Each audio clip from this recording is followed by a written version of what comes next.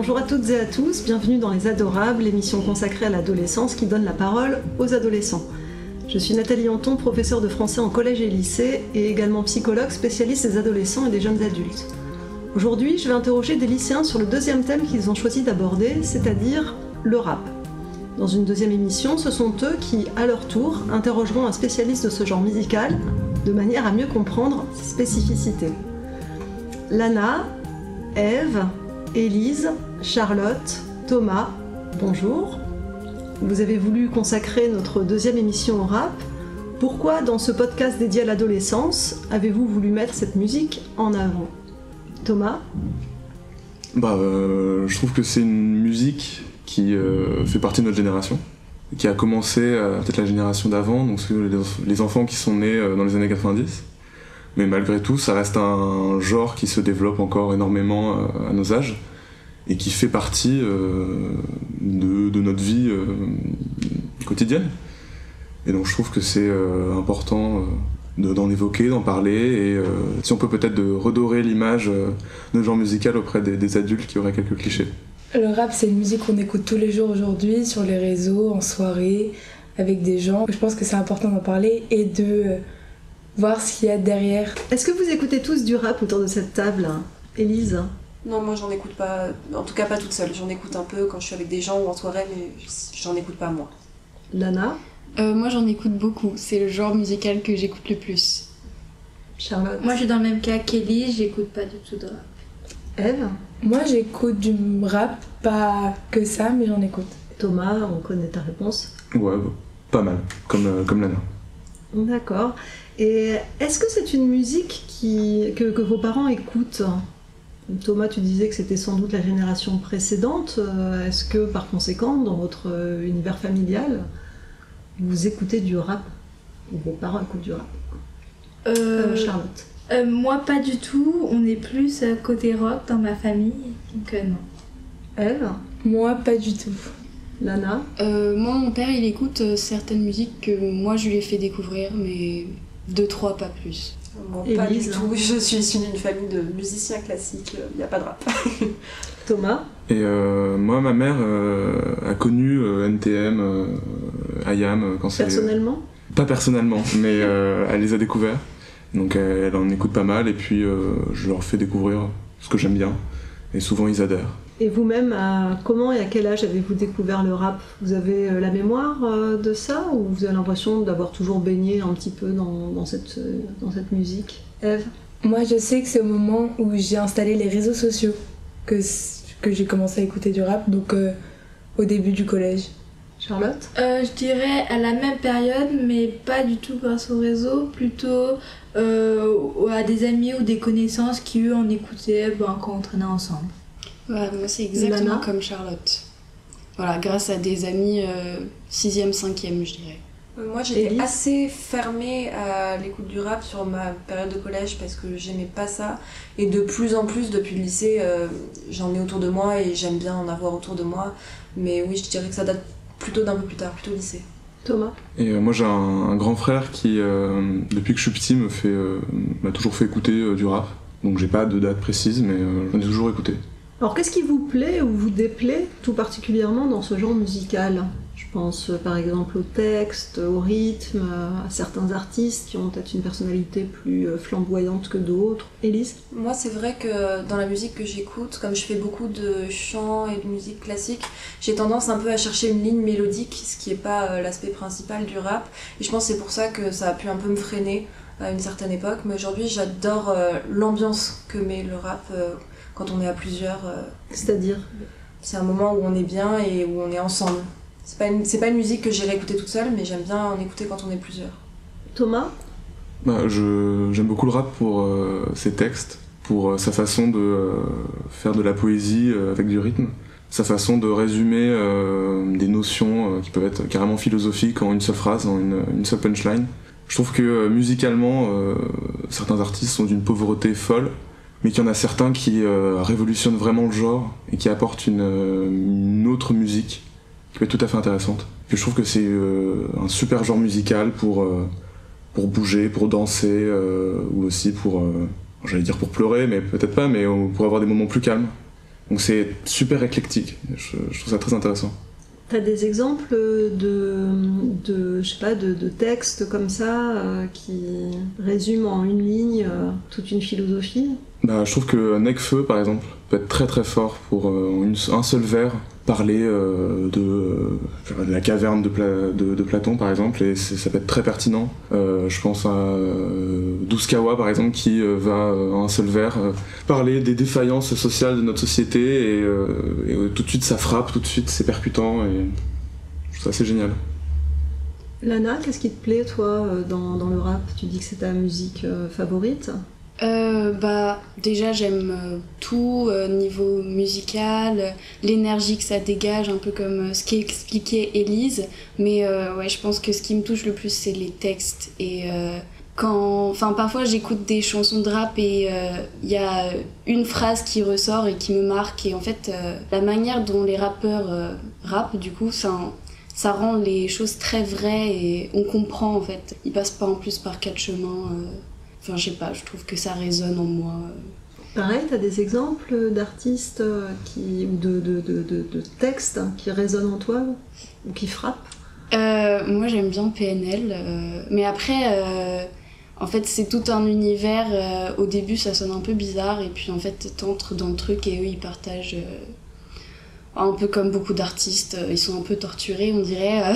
Et oui, il y a un moment, dans une de leurs chansons, ils disent je saigne pas, regarde, je rigole, t'es fou. Voilà. Et dans le sens où, en fait, on peut avoir beaucoup de peine intérieure qu'on cache à l'extérieur avec un sourire. Qu'est-ce qui vous déplaît, celles qui n'écoutent pas le rap, Charlotte, Élise? Charlotte? Moi, je fais référence à ce qu'a dit Thomas, c'est parfois ceux qui ont une mauvaise plume et donc du coup qui ont des pensées un peu trop crues pour moi ou un peu vides de sens. Mais pour autant, j'apprécie les beaux textes, même si je viens pas là pour le rythme. Donc, si je comprends bien, parfois t'as l'impression que certains textes de rap sont un peu pauvres. Mm-hmm. C'est ça, et c'est ce qui peut te déplaire, oui. Pauvre ou provocateur, et que c'est une provocation qui te plaît pas forcément. Ou qui même parfois joue sur un certain bad buzz ou sur une popularité qui vient de je ne sais où. D'accord. Élise? Oui, c'est vrai que moi je tends plutôt vers de la musique plus mélodique, mais après ça me dérange pas d'en écouter non plus. Ève, qu'est-ce qui te plaît ou qui te déplaît dans le rap? Moi j'aime bien dans le rap le rythme. Les textes qui sont dits sur un rythme qui permet de plus marquer les esprits. Les textes aussi, mais c'est vrai qu'il y a des raps qui, pour ma part, je trouve pas beaucoup d'intérêt à les écouter, mis à part le fait que, comme a dit Élise, ça met une ambiance grâce au rythme, mais le texte me touche pas du tout. Vous avez des artistes préférés justement à nous citer, Ève? Moi personnellement, j'écoute beaucoup de L'Homme Pâle et Orelsan. Des artistes français donc? Oui. Est-ce que c'est parce que tu accordes une importance au texte tout particulièrement? Oui, j'aime beaucoup les messages qu'ils transmettent, et la musique je la trouve assez recherchée par rapport à certains. Lana? Moi c'est Damso parce que c'est le premier rappeur je pense que j'ai entendu.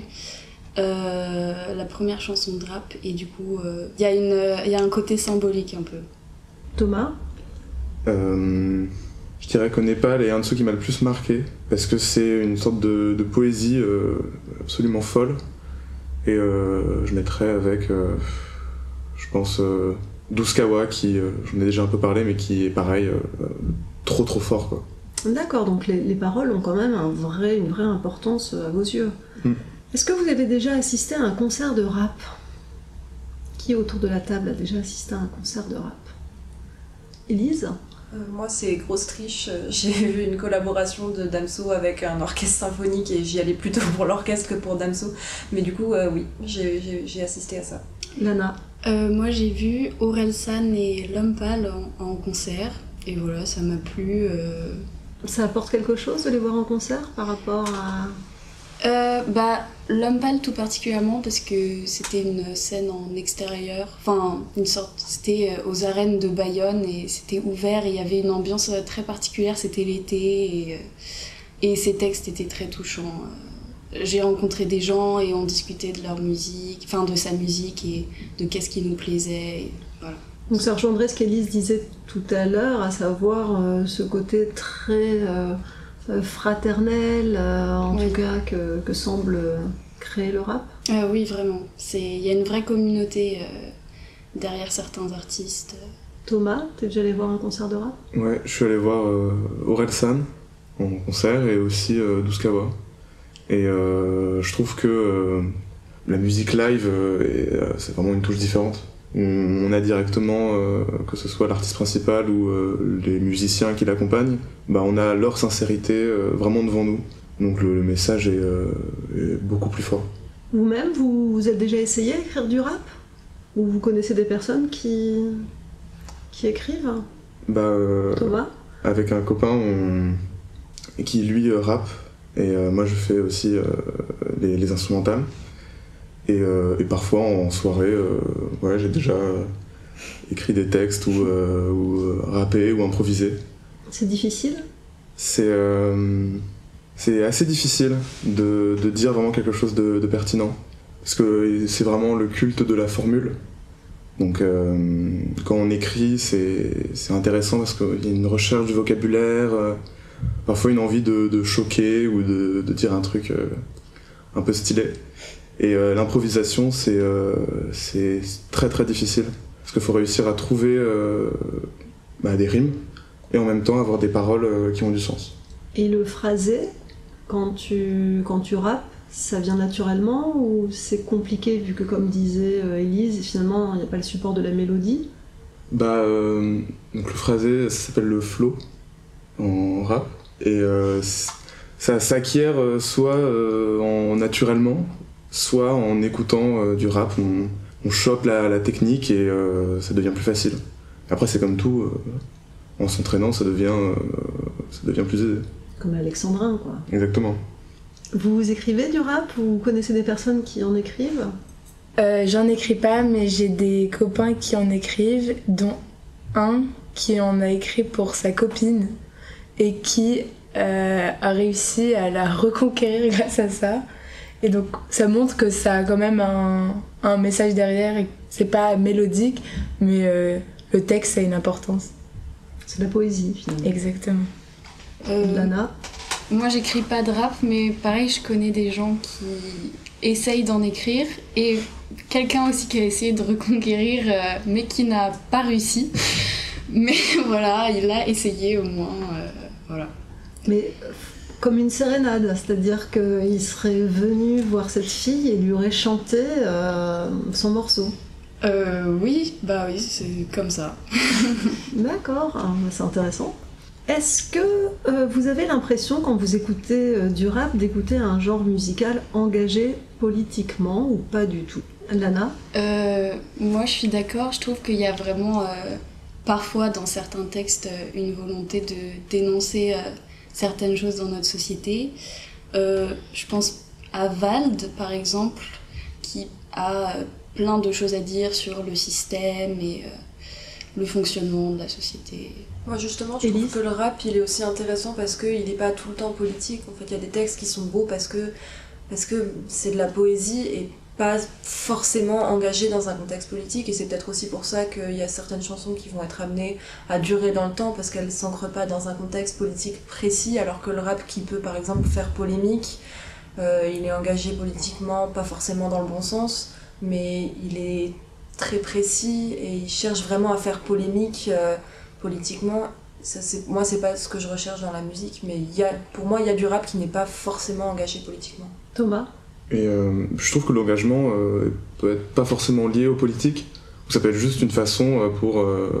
le rap, ça commence dans les villes un peu défavorisées, où les jeunes vont trouver ce moyen de parole pour s'exprimer. Donc je trouve que c'est un engagement, et puis beaucoup d'artistes déconstruisent certains clichés de notre société pour faire évoluer. C'est un moyen d'expression qui peut être engagé politiquement, mais qui est juste un engagement moral parfois. Une sorte de révolte qui n'est pas forcément politique, c'est ça que tu veux dire ? Ouais, c'est ça. C'est-à-dire qu'il se révolte contre une condition. Est-ce que vous comprenez la mauvaise réputation qu'a pu avoir ou que peut encore avoir le rap ? Thomas ? Je trouve que certains ont n'ont pas vraiment fait d'efforts pour que le rap ait une bonne réputation, que certains textes sont purement violents ou purement dans le but de faire bouger les choses. Du coup, ça devient intéressant parce que ça fait avancer les limites de la morale, de notre perception du monde. Et puis en soi, tout nouvel art qui vient un peu déranger les limites préétablies, forcément il va y avoir une sorte de contestation, mais c'est la suite logique des choses. Lana ? Je comprends d'où vient la mauvaise réputation du rap d'un point de vue historique et sociologique, si on peut dire ça comme ça. Mais, c'est-à-dire comme l'avait dit Thomas, c'est une musique qui vient des milieux défavorisés, des États-Unis, des communautés afro-américaines, si je dis pas n'importe quoi. Mais aujourd'hui, j'entends quand même beaucoup de préjugés qui sont ancrés depuis le début sur le rap et qui persistent, alors qu'on a beaucoup de contre-exemples qui prouvent qu'on ne peut pas réduire ce genre musical à certains artistes qui en effet nourrissent les clichés. Élise ? C'est vrai qu'il y a eu des titres qui ont choqué la société et à juste titre. Il y a eu des exemples de textes qui étaient juste mais inadmissibles, que ce soit par rapport à la condition de la femme ou des textes qui étaient vraiment ouvertement discriminants pour certaines personnes, mais ça reste une toute petite minorité. Et moi, ce que je comprends pas trop, c'est l'importance qu'a réussi à prendre ces textes-là et qui ont vraiment formaté la réputation du rap, et notamment pour les générations précédentes. Merci à tous pour vos réponses. Nous écouterons sur ce même thème celle du journaliste Vincent Brunner que vous aurez la chance d'interviewer la prochaine fois. À très bientôt sur Les Adorables.